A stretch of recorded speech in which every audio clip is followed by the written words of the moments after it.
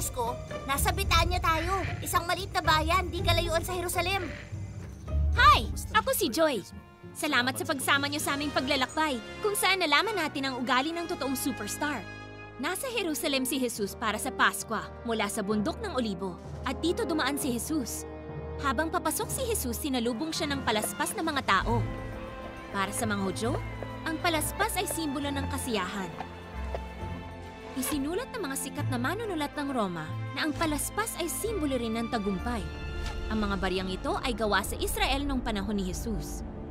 Pansinin ninyo ang puno ng anahaw sa harapan ng barya. Usapang barya na rin. Paano nga pinaalis ni Jesus ang nagpapalit ng salapi sa templo? Nakakagulat, hindi ba? Marahil dito sa parting ito ng templo naganap ang eksenang yun. Kilala bilang korte ng mga hentil. Makikita pa rin ngayon kung saan ang pwesto ng mga mangangalakal at nagpapalit ng salapi. Ang mga taong pumupunta sa templo madalas bumibili ng hayop na pang-alay. Kukunin na nagpapalit ng salapi ang pera mula sa bansa nila kapalit ng Tyrian shekel na maaaring gamitin sa Jerusalem. May dagdag na bayad para sa nagpapalit ng salapi. Nung itinaboy ni Jesus sa mga nagpapalit ng salapi, nagalit ang mga namumuno at nagplanong ipadakip siya. Mapangahas! Pagbabayaran niya ang ginawa niyang ito! Tatlong grupo ng mga tao nagkaisa na ipadakip at labanan si Jesus. Una, ang mga pinuno ng relihiyon. Nung panahong yon, ang pinuno nila ang punong pari, si Caiphas. Ito ang osuwari, lalagyan ng mga buto mula sa libingan ng pamilya ni Caiphas. Makikita rito ang inscription ng pangalan ni Caiphas. Ang pangalawang grupo ay mga Romano na namumuno sa mga Hudyo. Pag nagsimula na silang tawaging Sanghar, magkakaroon na ng paghihimagsik. Hindi ba't problema na yun ng Roma? Etong rebulto ni Tiberio Caesar, emperador ng Roma ng panahong yon.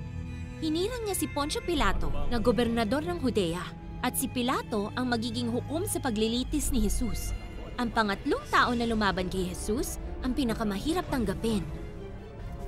30 piraso ng pilak? Kailan mo dadalin sa akin si Jesus? Sa tamang panahon. Kahit ang mismong disipulo ni Jesus ay nagtraidor sa kanya. Tignan nga natin kung anong naaalala nyo sa istorya. Anong iwinagayway ng mga tao nang dumating si Jesus sa Jerusalem? A. Bandila. B. Palaspas. C. Mga kamay nila. O D. Autograph books. Tama kayo! Ang tamang sagot ay B. Palaspas. Ang palaspas ay simbolo ng tagumpay at iwinawagayway sa pagbalik ng hari sa kanyang kaharian. Ginagawa rin yon kapag binabasa ang awit 118:25. Yahweh, kami ay ligtas na nangangahulugan ding Hosanna. Sunod na tanong, anong sinakyan ni Jesus patungong Jerusalem? Ito ba'y A. Sa limousine? B. Sa kabayo? C. Sa buriko? O D. Sa helicopter? Ang tamang sagot ay C. Sa buriko. Hindi siya dapat nakasakay sa asno. Ang hari ay sa kabayo sumasakay. Marami ang naghintay na si Jesus ay mandirigmang hari na nakasakay sa kabayo. Ngunit dumating si Jesus sa Jerusalem sakay ng buriko. Ito'y katuparan ng propesiya ni Zacarias na nagsabing, "Kayong nasa Jerusalem, ilakas ang awitin. Pagkat dumating na ang hari na mapagtagumpay at mapagwagi, siya'y mapagkumbaba, sakay ng batang asno." Ipinakita ni Jesus na siya nga ay isang hari, hindi nga lang mandirigmang hari. Bagamat, dumating siya sa Jerusalem bilang mapagkumbabang lingkod ng Diyos. Wow! Kamangha-mangha at makabuluhan! Sinasabi ng info scanner archive ko na sinalungat ni Jesus ang mga inaasahan sa maraming paraan. Narito ang mga halimbawa. Ang huling linggo bago ang kanyang kamatayan, araw-araw na nasa Jerusalem si Jesus. Ginugugol ang buong araw sa pagtuturo at paggagamot. Pagod na siya, Pedro. Gusto niya puntahan sila Maria at Marta sa Betania at magpahinga saglit. Ang Betania ay pwedeng lakarin mula Jerusalem, ang lugar na pwedeng manatili si Jesus. Ngayon, ang Betania ay ang lugar kung saan nakatayo ang El-Lazaria. Nang magukay sa Betania, nakita ang mga simbahang Kristiyano na naitayo noong 4th century AD. Nahukay din ang pinaniniwalaan ng marami na libingan ni Lazaro, ang kapatid ni na Marta at Maria.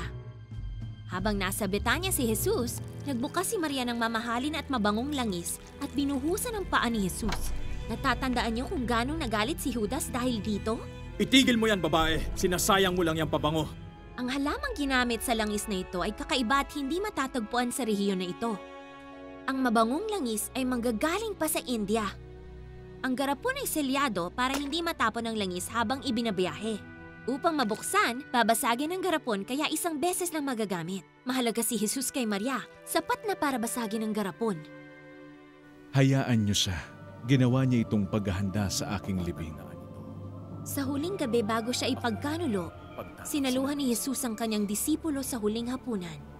Ang hapunan na ito ay sinasadula sa Kristiyanong simbahan mula noon hanggang sa ngayon. Kunin niyo ito at inumin, sapagkat ito ang aking tugon ng tipan na nabubuhos sa marami sa kapatawaran ng mga kasalanan. Ito ang litrato ng grupo ng mga Kristiyano noong 3rd century AD na isinasadula ang huling hapunan. Bago ang hapunan, hinugasan ni Jesus ang paa ng mga disipulo. Ang nasa mababang posisyon o tagasilbi lang ang naghuhugas ng paa ng iba.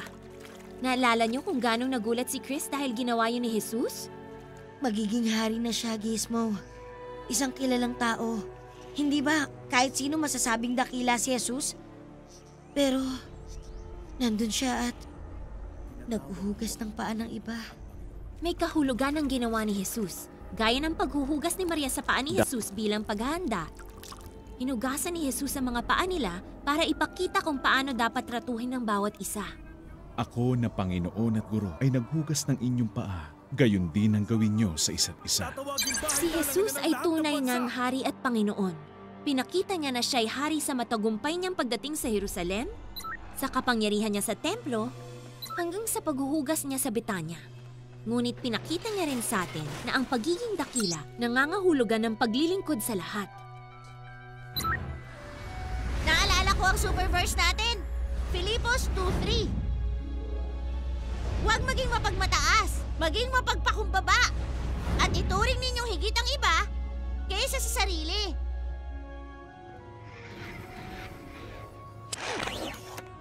Ubos na ang oras natin. Ang maglingkod o paglingkuran, yan ang magandang tanong. Hanggang sa susunod, ako si Gizmo, out! Rocket Star!